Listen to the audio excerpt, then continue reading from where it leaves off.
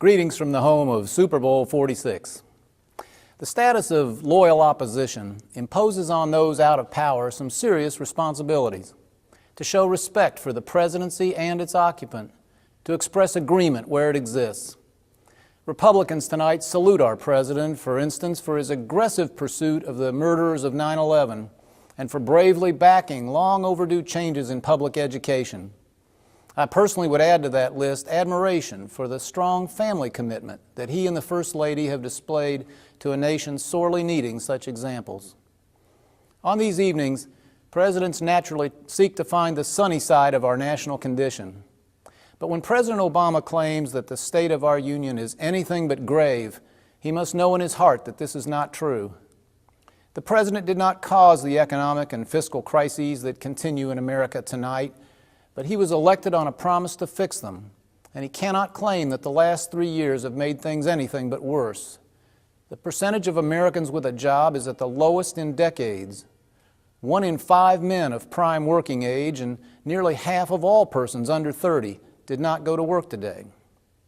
In 3 short years, an unprecedented explosion of spending with borrowed money has added trillions to an already unaffordable national debt. And yet the president has put us on a course to make it radically worse in the years ahead. The federal government now spends $1 of every $4 in the entire economy. It borrows $1 of every $3 it spends. No nation, no entity, large or small, public or private, can thrive or survive intact with debts as huge as ours. The president's grand experiment in trickle-down government has held back rather than sped economic recovery. He seems to sincerely believe we can build a middle class out of government jobs paid for with borrowed dollars. In fact, it works the other way. A government as big and bossy as this one is maintained on the backs of the middle class and those who hope to join it. Those punished most by the wrong turns of the last 3 years are those unemployed or underemployed tonight, and those so discouraged they've abandoned the search for work altogether. And no one's been more tragically harmed than the young people of this country, the first generation in memory to face a future less promising than their parents did. As Republicans, our first concern is for those waiting tonight to begin or resume the climb up life's ladder. We do not accept that ours will ever be a nation of haves and have-nots. We must always be a nation of haves and soon-to-haves. In our economic stagnation and indebtedness, we're only a short distance behind Greece, Spain, and other European countries now facing economic catastrophe. But ours is a fortunate land. Because the world uses our dollar for trade, we have a short grace period to deal with our dangers. But time is running out if we're to avoid the fate of Europe and those once great nations of history that fell from the position of world leadership.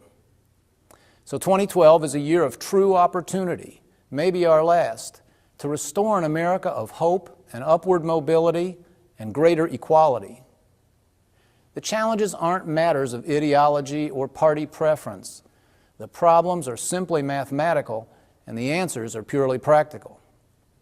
An opposition that would earn its way back to leadership must offer not just criticism of failures that anyone can see, but a positive and credible plan to make life better, particularly for those aspiring to make a better life for themselves. Republicans accept this duty gratefully.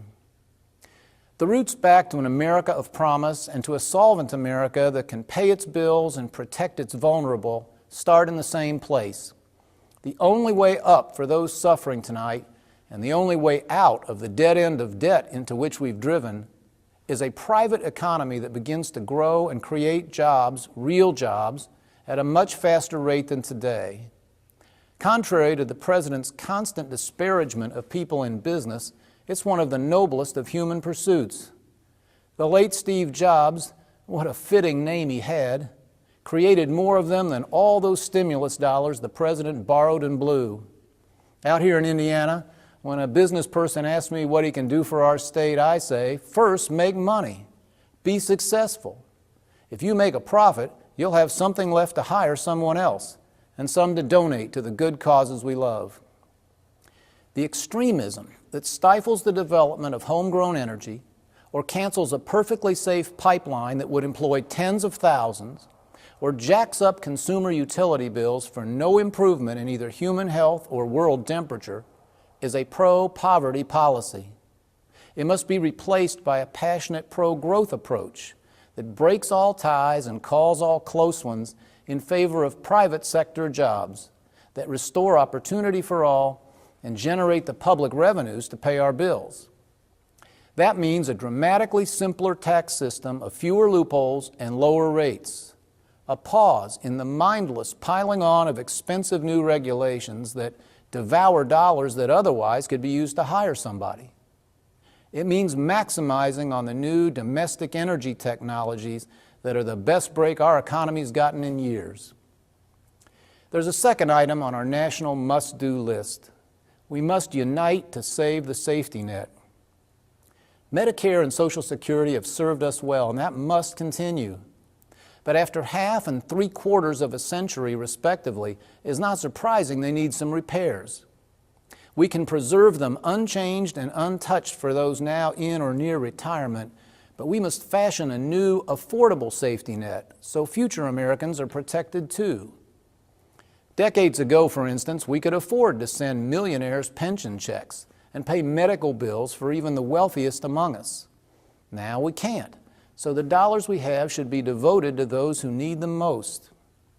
The mortal enemies of Social Security and Medicare are those who, in contempt of the plain arithmetic, continue to mislead Americans that we should change nothing. Listening to them much longer will mean that these proud programs implode and take the American economy with them. It'll mean that coming generations are denied the jobs they need in their youth and the protection they deserve in their later years. It's absolutely so that everyone should contribute to our national recovery, including, of course, the most affluent among us. There are smart ways and dumb ways to do this. The dumb way is to raise rates in a broken, grossly complex tax system, choking off growth without bringing in the revenues we need to meet our debts. The better course is to stop sending the wealthy benefits they do not need and stop providing them so many tax preferences that distort our economy and do little or nothing to foster growth. It's not fair and it's not true for the President to attack Republicans in Congress as obstacles on these questions. They and they alone have passed bills to reduce borrowing, reform entitlements, and encourage new job creation, only to be shot down time and time again by the President and his Democratic Senate allies. This year, it falls to Republicans to level with our fellow citizens about this reality. If we fail to act to grow the private sector and save the safety net, nothing else will matter much. But to make such action happen, we also must work in ways we Republicans have not always practiced to bring Americans together. No feature of the Obama presidency has been sadder than its constant efforts to divide us, to curry favor with some Americans by castigating others. As in previous moments of national danger, we Americans are all in the same boat. If we drift, quarreling and paralyzed, over a Niagara of debt, we will all suffer, regardless of income, race, gender, or other category. If we fail to shift to a pro-jobs, pro-growth economic policy, there'll never be enough public revenue to pay for our safety net, national security, or whatever size government we decide to have. As a loyal opposition who put patriotism and national success ahead of party or ideology or any self-interest, we say that anyone who will join us in the cause of growth and solvency is our ally and our friend. We will speak the language of unity. Let us rebuild our finances and the safety net and reopen the door to the stairway upward. Any other disagreements we may have can wait. You know, the most troubling contention in our national life these days isn't about economics or policy at all. It's about us as a free people. In two alarming ways, that contention is that we Americans just can't cut it anymore. In word and deed, the President and his allies tell us that we just cannot handle ourselves in this complex, perilous world without their benevolent protection. Left to ourselves, we might pick the wrong health insurance, the wrong mortgage, the wrong school for our kids. Why, unless they stop us, we might pick the wrong light bulb. A second view, which I admit some Republicans also seem to hold, is that we Americans are no longer up to the job of self-government. We can't do the simple math that proves the unaffordability of today's safety net programs or all the government we now have. We'll fall for the con job that says we can just plow ahead and someone else will pick up the tab. We'll allow ourselves to be pitted, one against the other, blaming our neighbor for troubles worldwide trends or our own government has caused. 2012 must be the year we prove the doubters wrong.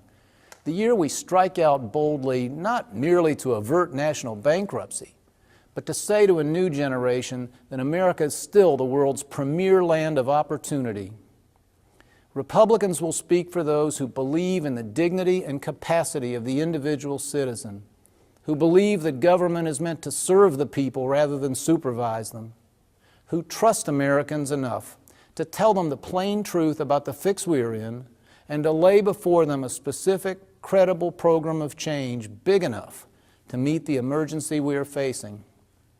We will advance our positive suggestions with confidence because we know that Americans are still a people born to liberty. There is nothing wrong with the state of our union that the American people, addressed as freeborn, mature citizens, cannot set right. Republicans in 2012 welcome all our countrymen to a program of renewal that rebuilds the dream for all and makes our city on a hill shine once again. Thanks for listening. Good night.